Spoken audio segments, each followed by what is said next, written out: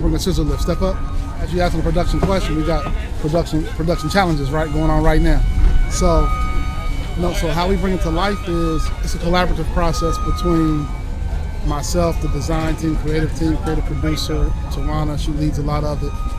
And then from there, what I would say is we throw a bunch of stuff on the wall, find the magic in the room.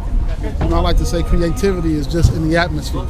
And sometimes in the group, you can grab it, hold on to it, and it works for everybody. And that's kind of what we do. It just comes to us out of the air. It's divine inspiration. It comes to us, we put it together, present it to the clients.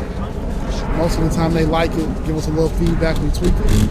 And then the one thing that we're really good at is making sure we show on the page, it comes together in real life. So it's a whole team that goes together to make the bills a reality.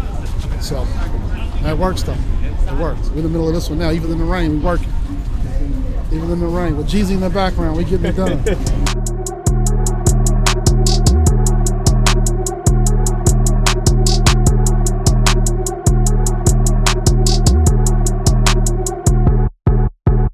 And the biggest challenges is the ideas. Our ideas at times are bigger than the budgets that the clients have.